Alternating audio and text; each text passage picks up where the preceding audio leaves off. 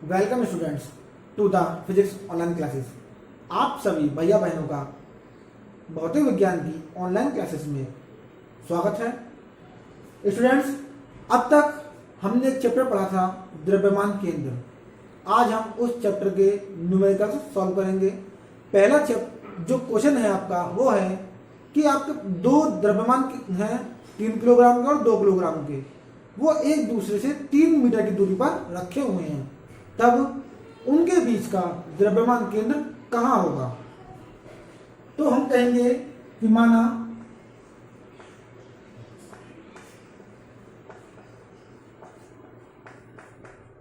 तीन किलोग्राम द्रव्यमान का कण मूल बिंदु पर है। मूल बिंदु पर है तो हमें दे रखा है m1 is equal to 3 kilogram, m2 is equal to 2 kilogram, x1 is equal to 0, क्यों कहां पर आ जाएगा, मूल बिंदु पर आ जाएगा ये, और x2 इज इक्वल टू कितनी दूरी है इनके बीच की, 3 मीटर, तो 3 मान लेंगे।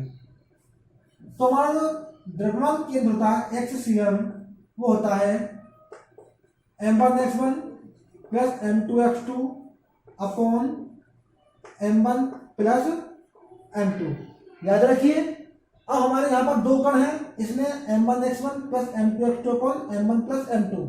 अगर इसी प्रकार मेरे पास यहाँ पर 3 पॉइंट होते तब क्या करता मैं, m3x3 प्लस और अपॉन में क्या होगा आपका प्लस में m3, यानी कि 3 पॉइंट हो जाएंगे।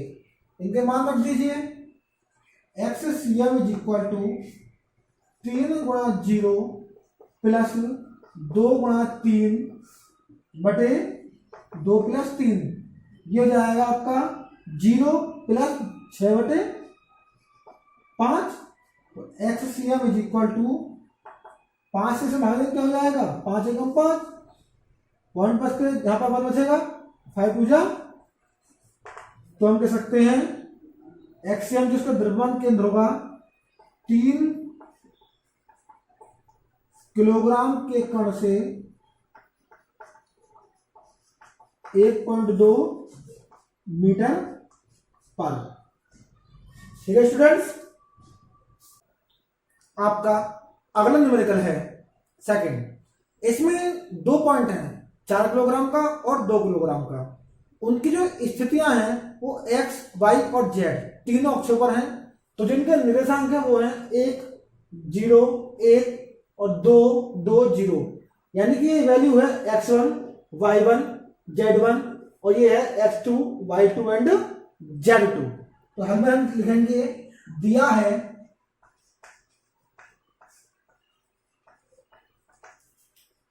m1 is equal to 4 kilogram और m2 is equal to 2 kilogram, x1 is equal to 1, y1 is equal to 0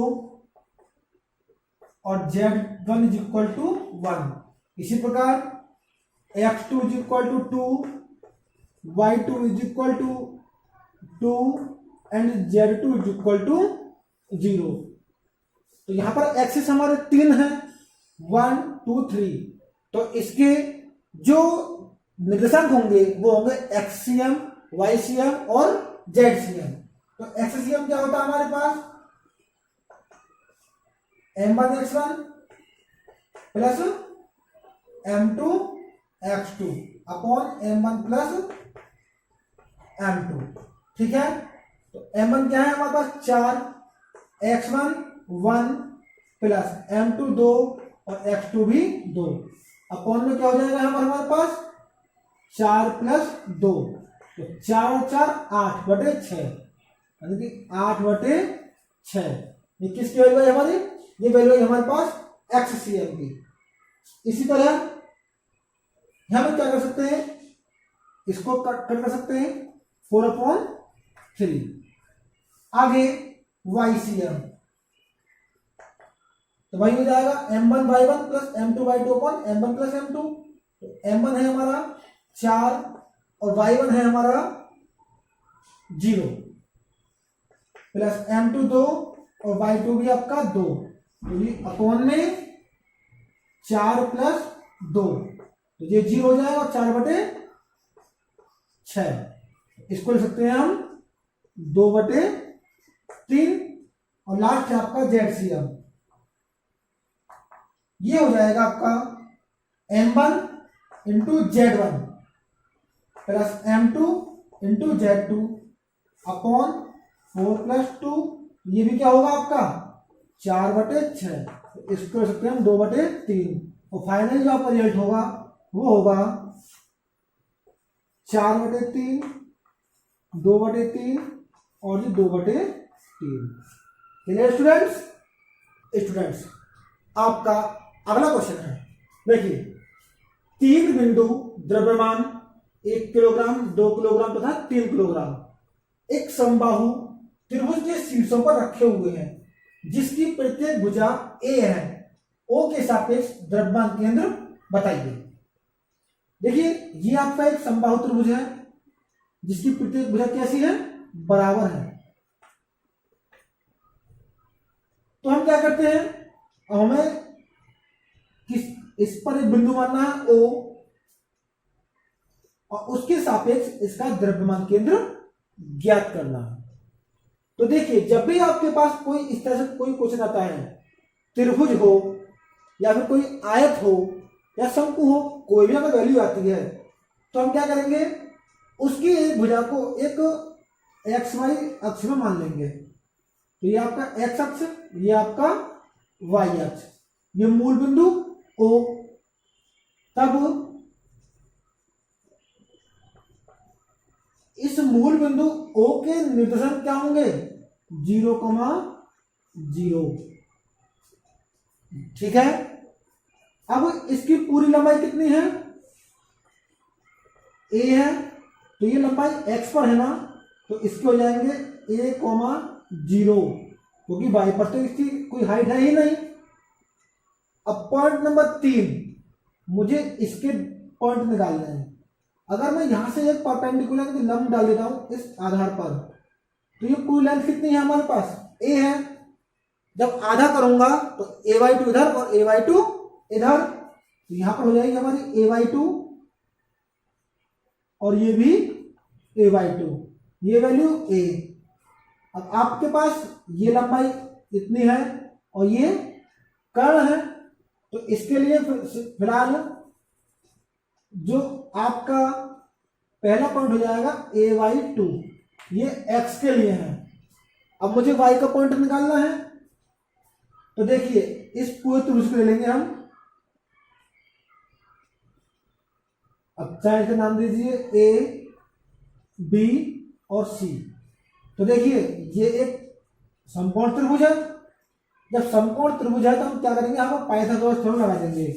तो पाइथागोरस थ्योरम क्या होती है, कर्ण का स्क्वायर इज इक्वल टू आधार का स्क्वायर प्लस लंब का स्क्वायर।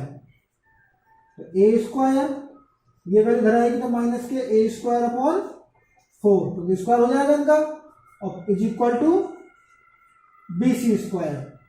तो 4 यहां पर मल्टीपल होगी, तो 4a² minus a² upon 4 is equal to BC²। और लास्ट में जो BC आएगा हमारे पास वो आ जाएगा 4 में से 3, √3/2a। ठीक है, ये वैल्यू होगी हमारी y एक्सिस की। ये बस मैंने आपको एक में बताई है कि आपको किस तरह से y एक्सिस के कोऑर्डिनेट्स निकालने हैं। तो हो जाएगा √3a/2। तो आपके पास सारी वैल्यू आ चुकी है। तो क्या करेंगे आप फिर, m1 पता है आपके पास 1 किलोग्राम, m2 बराबर पता है आपके पास 2 किलोग्राम और m3 पता है आपको 3 किलोग्राम। इसी प्रकार x1 हो जाएगा आपका 0, x2 हो जाएगा a और x3 हो जाएगा a/2। और सिमिलरली y हो जाएगा 0, y2 भी 0 but by 3 is equal to √3a/2। आपके पास ये सारी वैल्यू आ चुकी है, सिंपली एक्ससीएम निकाल देंगे तो क्या होगा, m1x1 plus m2x2 plus m3x3 upon m1 plus m2 plus m3। फिर से रिपीट कर रहा हूं, m1x1 plus m2x2 plus m3x3 upon m1 plus m2 plus m3। तो देखिए m1 कितना है 1 into x1 0 plus m2 2 x2 a x3 3 sorry m3 3 और x3 कितना आपका a/2 अपॉन 1 प्लस 2 प्लस 3, ये वैल्यू 0 और ये हो जाएगा 2a, तो 2a प्लस 3a/2 अपॉन 6, तो इसकी मल्टीप्लाई यहाँ हो जाएगी 2 2 4 3 7/12, तो 7/12 a। ये किसके कोऑर्डिनेट है आपके पास, x के कोऑर्डिनेट आ गए। अब आपको चाहिए y के coordinates. YCM is equal to m1 into y1 plus m2 कितना है हमारे पास 2 into y2 plus m3 3 into y3 है √3a/2 अपॉन 1 प्लस 2 प्लस 3, ये वैल्यू 0, ये वैल्यू 0, ठीक है। तो ये हो जाएगा YCM is equal to 3√3 upon 2 की मल्टीप्लाई यहाँ हो जाएगी, हो जाएगा 12। तब XCM कोमा YCM ये होंगे आपके 7 8 अपॉन 12 और 3√3 अपॉन 12a। ये आपके हुए इस समबाहु त्रिभुज पर रखे हुए तीनों पॉइंटों के थ्रू सेंटर ऑफ मास यानी कि द्रव्यमान केंद्र। स्टूडेंट्स, अगर आपको वीडियो पसंद आया हो तो इसको लाइक कीजिए, शेयर कीजिए और सब्सक्राइब भी कीजिए। Thank you.